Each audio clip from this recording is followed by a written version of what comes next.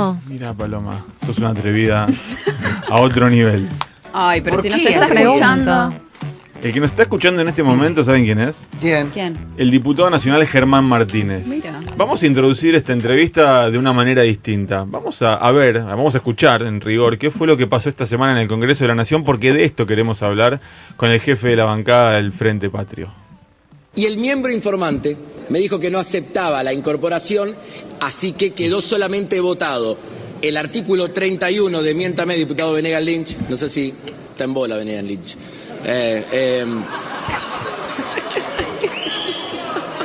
Está knockout.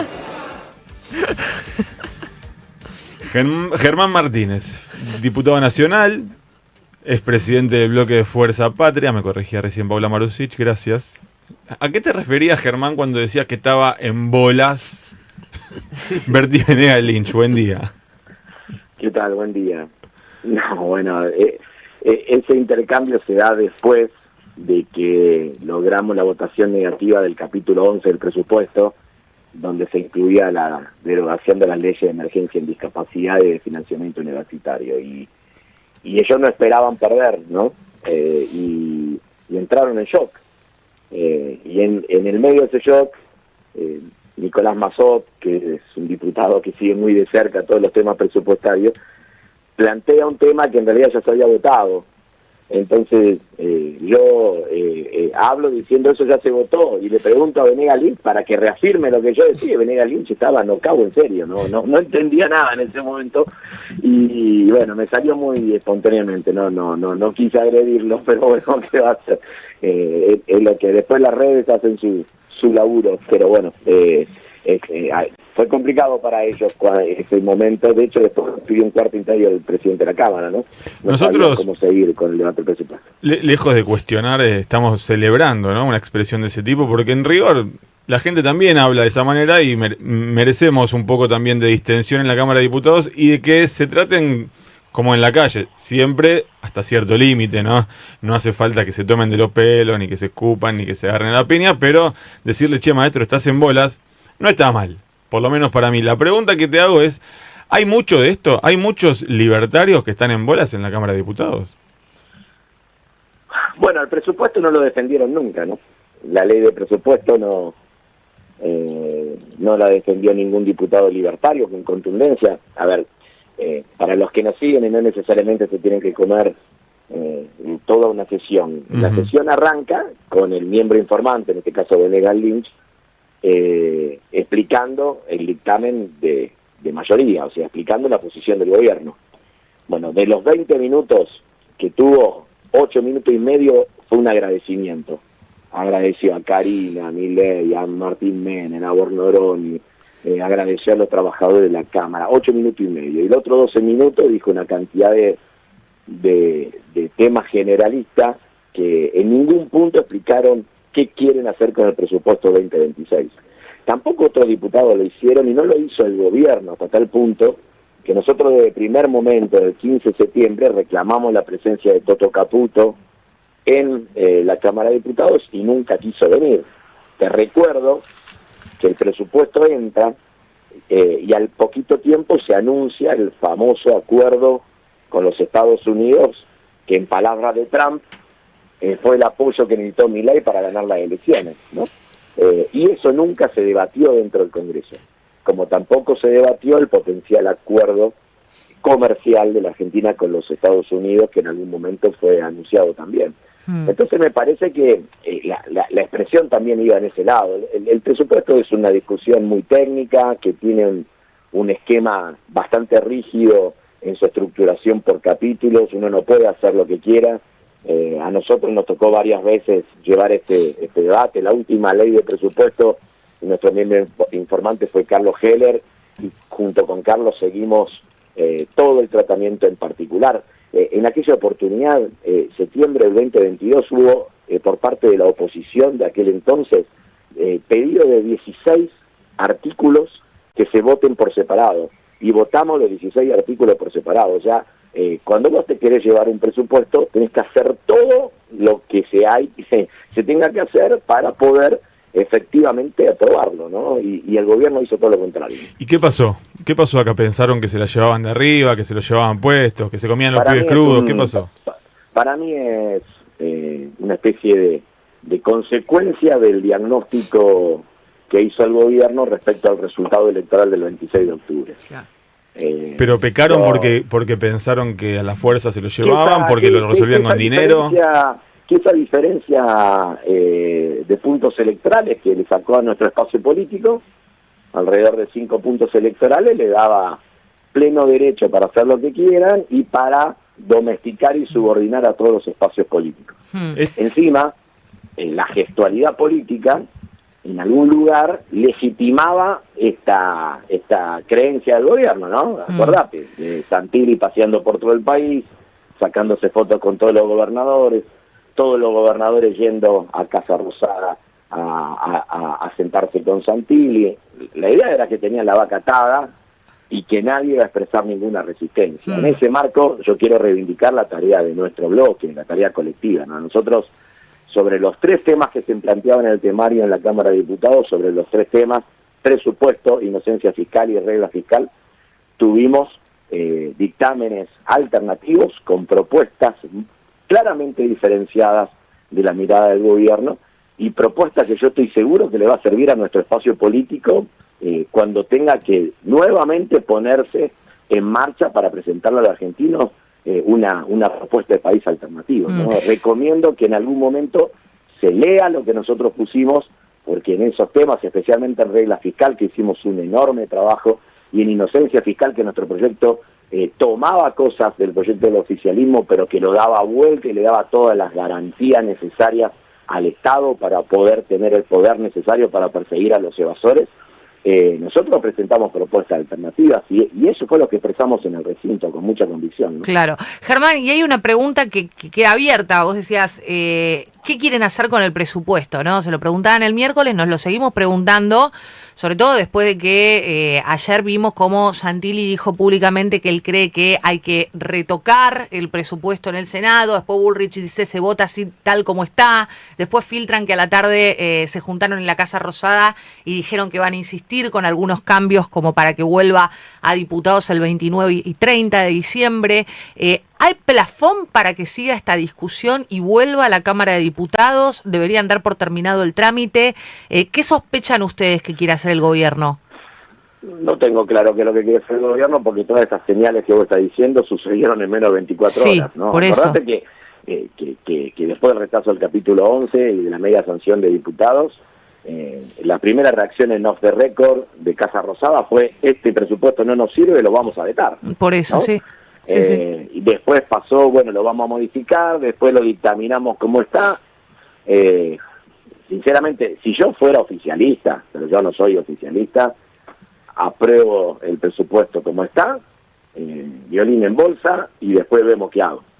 Pero no funcionan con la lógica que tenemos nosotros, así que no sé qué. Lo que sí queda claro que cualquier pelea de restablecimiento del capítulo 11 me parece que es absolutamente vulnerable y que no va a suceder eso. No van a tener ningún tipo de apoyo, pero no solamente por las cuestiones de emergencia en discapacidad y además la cuestión del financiamiento universitario, sino porque todo tema que ya ha sido rechazado en una de las cámaras no puede ser reintegrado en la otra, ¿no? Así que eso no va a suceder, pero bueno, hay que estar atentos a qué es lo que quieren hacer. A nosotros, por ejemplo, no nos han dado ninguna señal. Recordad que 29 y 30 son lunes y martes, previo a Año Nuevo, con todo lo que implica en términos logísticos. Hay que pensar en cada uno de los diputados y diputadas del interior de la Argentina, claro.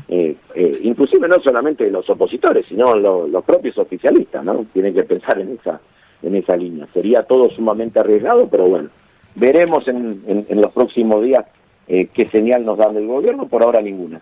Estamos hablando en este momento con Germán Martínez, diputado nacional. Últimas 2 preguntas, una de ellas en la voz de Paloma Boxer. ¿Qué tal, Martínez? ¿Cómo le va? Ya el gobierno lo pasó para más adelante, ante su propia incapacidad de aprobarlo hoy, pero otra de las grandes batallas que se iba a dar esta semana tenía que ver con la reforma laboral. ¿Tenía el gobierno una negociación en marcha en este capítulo o también pretendía hacer pasar todo lo que ellos querían sin escuchar mucho? Mirá, no me tocó estar en el Senado trabajando ese tema, en mi cámara, en la Cámara de Diputados, pero Sí, por lo lo sé. que yo escuchaba, el gobierno pretendía no solamente que se dictamine, sino que el 26 de diciembre se trate el proyecto más parecido posible a lo que ingresaron hace 10 días atrás, ¿no? Así que tenía la idea de avanzar con la menor cantidad de cambios, ¿no? Me parece que se encontró con 3 frentes que yo reivindico. Primero, el trabajo de los senadores en nuestro bloque, de nuestro interbloque, que claramente se plantaron en la posición contraria y ante un número importante, 28 senadores, bueno, con pocos senadores existía la posibilidad de la postergación del debate, que fue lo que terminó pasando, en primer lugar. Segundo, se encontró con una actitud sumamente firme de todo el movimiento organizado en toda la Argentina, porque nosotros nos quedamos solamente con la idea de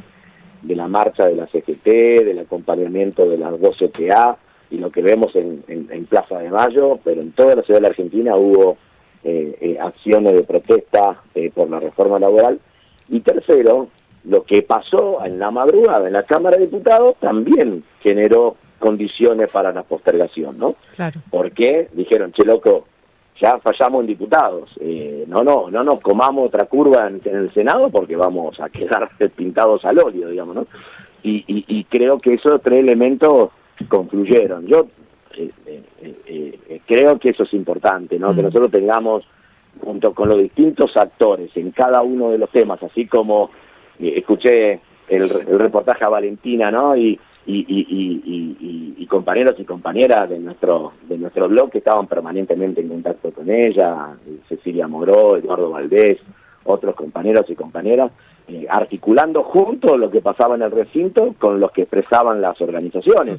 Y en el tema de reforma laboral, articulando el recinto del Senado con lo que pasaban las organizaciones, CGT, CTA, Movimiento Obrero, pero también lo que pasaba en la calle, en las protestas que se daban en distintos lugares del país. Y creo que esa es la tarea. Lo que pasa es que a veces esa tarea se luce porque el resultado acompaña o se invisibiliza cuando perdés. Es muy resultadista la política en ese sentido.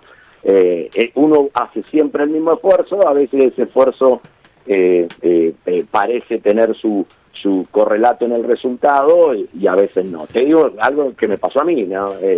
Yo, a pesar de todo, el capítulo 11, lo que sea, muchos nos fuimos muy angustiados de la media sanción en diputados porque hay un artículo que es el artículo 30, que es horrible, un artículo que elimina el objetivo del 6% del Producto Bruto destinado a educación, que elimina el Fondo Nacional de Educación Técnica, por lo tanto va a haber menos equipamiento y menos insumos para las escuelas técnicas y agrotécnicas que hacen una tarea fenomenal en toda la Argentina, que elimina el camino para llegar al 1% del producto destinado a la ciencia y tecnología, que es una ley que aprobamos, me tocó aprobarla a mí, yo no era presidente del bloque, Máximo era presidente del bloque en ese momento, hizo una tarea fenomenal con el bloque radical para tener un solo texto y que sea aprobado por una mayoría contundente, y ver que esos mismos radicales después te votan en contra del financiamiento de la ciencia y de la tecnología, o el Fondo Nacional para la Defensa, que ha permitido un camino progresivo de recuperación de capacidades de nuestras Fuerzas Armadas.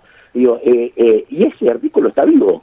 Ese artículo todavía puede transformarse en ley. Y va a ser pelota la educación técnica, va a ser pelota la ciencia y la tecnología, va a ser pelota el financiamiento de las Fuerzas Armadas. Digo, y ahí ojalá que podamos modificarlo, ¿no? Pero bueno, hay que ver hasta dónde se puede llegar. Le hago la última. Vimos en esta semana, estamos hablando con el diputado Martínez, vimos el momento en el que le dijo que estaba en bolas a Venegas Lynch y nos generó mucha alegría, por decirlo de alguna manera. También vimos al diputado Almirón leer como propias las obras de infraestructura que estaban en el proyecto de la oposición. La pregunta concreta es, ¿este Congreso es mejor o peor que el que terminó hace poquito, que el anterior? Y no lo sé. Anímese. Es el que eligió el pueblo argentino con todos sus matices. Y yo quiero decir dos cosas respecto de eso, ¿no? Nuestro bloque tiene un gran nivel para dar los debates en todos los temas. El otro día deben haber hablado cerca de unos 30 compañeros y compañeras en distintos momentos, y lo hicieron no solamente con solvencia técnica, sino con mucho compromiso político y ideológico, ¿no? Y me quedo con eso, ¿no? Y lo otro con lo que me quedo, que lo más interesante de ese contrapunto con Almirón, que Almirón lee obras que él pensaba que estaba en el dictamen del gobierno y estaba en el dictamen nuestro, el dictamen de la oposición, y la leyó agradeciendo al presidente Milei, más allá del error, que seguramente habrá sido involuntario, él o algún asesor habrá leído. Ay, lo perdimos justo. Reivindicaron... Hola, ¿me escuchás? Ahí está, sí. Te decía, yo estoy sentado acá, la cosa hay tormenta en Rosario.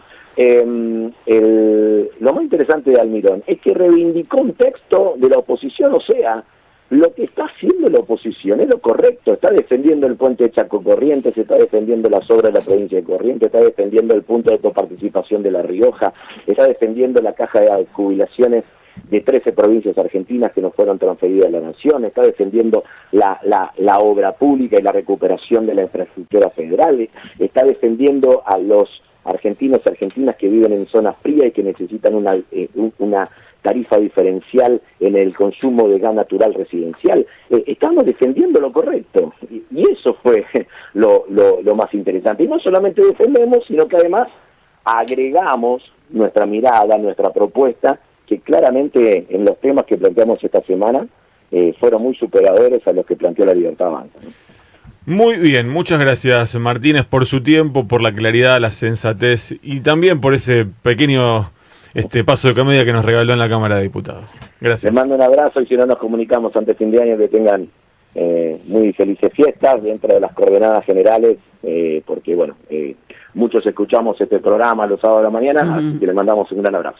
¡Qué grande! Y encima tenemos un oyente que es diputado nacional, y no es cualquiera. Germán Martínez pasó por aquí por conflicto de intereses. Y el miembro informante me dijo que no aceptaba la incorporación, así que quedó solamente votado el artículo 31 de Miéntame, diputado Venegas Lynch. No sé si está en bola Venegas Lynch.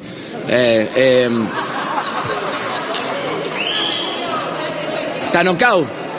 Escuchás. Radio 10.